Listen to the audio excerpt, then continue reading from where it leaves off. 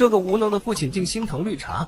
心思缜密的薛雪望着基友，明明这个人刚刚目睹了这一切的发生，却不及时出来阻止，真是越来越有趣了。这算不算摸了摸老虎的胡子？但好像没什么反应啊，是我把老虎当病猫呢，还是有我不知道的事情？回到薛家，云如立刻和薛雪说，那个姬家小少爷明显对你有兴趣，妥妥的顶级高富帅啊，我看这件事得早点定下来，免得其他人觊觎。薛雪无奈至极，心想定什么下来，人家姬家小少爷什么时候变成我的专属物？你是野心太大以至于出现幻想症了吗？见薛雪无动于衷，云如看向身旁略显疲惫的薛父，你也说几句啊。薛父有点心不在焉的，如果季勇真的喜欢小雪，那这件事倒是挺好的。薛雪关切地问，父亲在想什么？是累了吗？不是，我只是在想小柔怎么办。云如听后一脸不屑，小柔不过是个从孤儿院带回来的野孩子，今天还出了这种事，等伤好了就赶出去啊。可是父亲想起今天楚楚可怜的薛柔，这件事又不能怪他。云如立马激动了起来，不怪他，这么多双眼睛看着是他自己多不舒服，要出去透气才出这种事，为什么别人没事，幸亏是他一个人，万一牵连到小雪呢？小雪不是没事吗？直男的这句话彻底把云如惹毛了，激动的站了起来，指着薛父大骂，薛景不过是个才来没几天的孤女，你竟然为了她和我顶嘴，真是长本事了。我每天在公司忙前忙后是为了谁？你竟然敢气我，你的良心被狗吃了吗？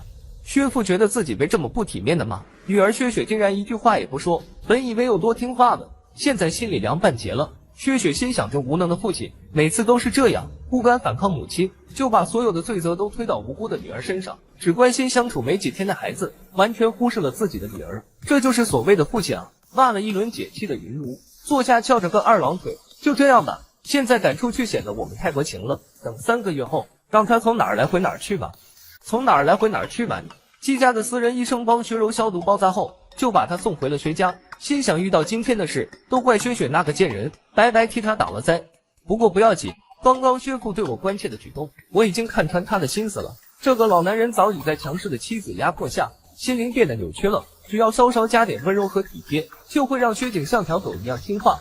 突然听到有开门声，还以为是薛父上来了，薛柔立刻变脸装睡，听到切的一声，睁眼发现佣人正冷笑看着他，薛柔立马起身，你夫人让我通知你，3个月后麻烦你搬出去。薛柔一脸懵逼，搬出去？搬去哪？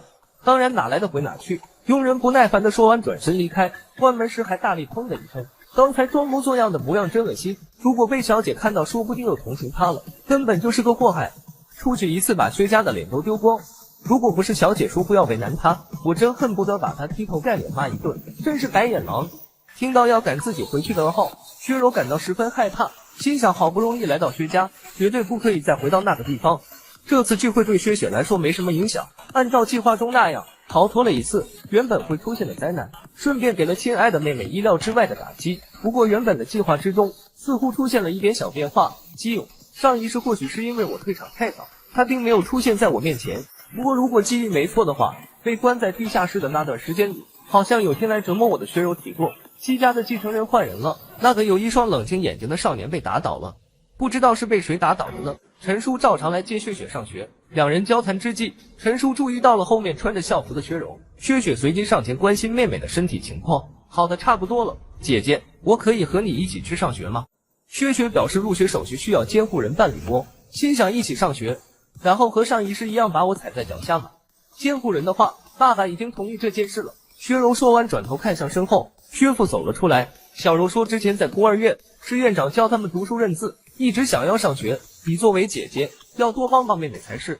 被绿茶牵着鼻子走的父亲，薛柔不知用了什么办法说服了父亲，真是有意思，只是在孤儿院自学，上一世都能成为年级前50，所以院长应该是什么教育专家吧？而且为什么要我帮一个没有血缘关系的人？薛雪很明确地说，我拒绝。什么？听到薛雪拒绝帮助薛柔，薛父有点恼羞成怒。薛雪表示这件事要经过母亲同意。薛父生气地说，你这个孩子，这种小事根本不需要和母亲说，只要父亲决定就好了啊。薛柔见状又哭了，想博得父亲的同情。对不起姐姐，我只是一个孤女，的确不配当你的妹妹。果然，薛父听到这话，把手搭在薛柔的肩膀，向着薛雪怒吼，是他不配，爸爸还以为你多善良呢，连这点小事都不愿意帮忙，她现在可是你妹妹啊，真是一点亲情都没有，根本不配当我的女儿。陈叔看到薛父这样，本以为他虽然性子懦弱了点，至少还是一个负责人的父亲，没想到为了一个来家里没几天的女孩，竟对小姐说这种话。薛雪无奈的低头叹气，不配吗？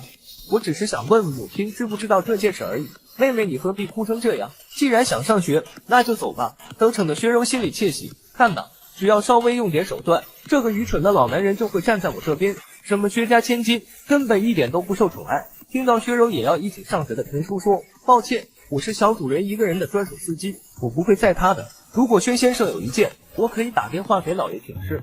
薛父差点忘记陈叔是父亲的名，如果被他知道这件事，恐怕要吃不了兜着走，连忙后退说不用了，只能低头对薛柔说，小柔，我再给你找辆车吧。那就谢谢父亲了。心想如果惊扰了老爷子，实在太危险了。我今天已经胜利了，只有3个月的期限。既然云如那个人好面子，我只要想办法在月中取得一个好成绩，到时候他脸上有光，应该会把我留下来的。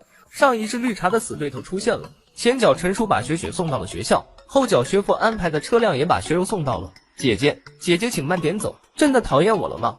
我会乖乖听话的。同学们听到有人喊薛雪姐姐，纷纷议论起来，她是谁？怎么叫薛雪姐姐？看起来好像挺可怜的。其中有个短发女生说，真是恶心透顶，看到你这种装腔作势的表情就让人作呕。我们小雪什么时候多出来个妹妹，也不知道哪里来的野种。薛柔听了很是生气，你是谁？为什么这样污蔑我？污蔑？你这种人还用不着我污蔑，我就算动手了又能怎么样？短发女生说完抬起手想打薛柔，薛雪见状一把按住短发女生的手阻止，小野，她毕竟是我母亲收养的孩子，说是我的妹妹并不过分。原来这位短发女生叫曲野，上一世在校园中是薛柔唯一的死对头，也是在薛雪最落魄的时候还能陪在她身边的人，只可惜最后被薛柔和凌晨弄得家破人亡。曲野外表虽然看起来像小太妹，实际上心肠比谁都柔软，这一世我绝对不会让同样的事情发生。同学们听说了薛家宴会上发生的事，看到薛柔不禁议论起来，难道她就是宴会上的那个？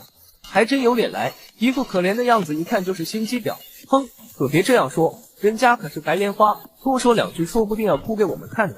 走吧。薛雪和曲野相伴离开，把薛柔一个人留在原地，面对陌生的环境，急得薛柔大喊，姐姐，那我怎么办啊？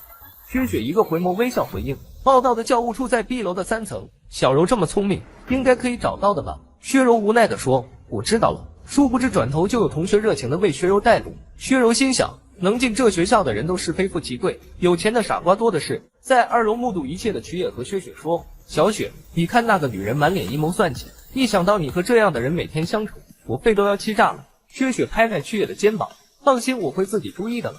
曲野满脸担心地说，我是想不通阿姨当初为什么要收留这种人，3个月你可不要掉以轻心啊。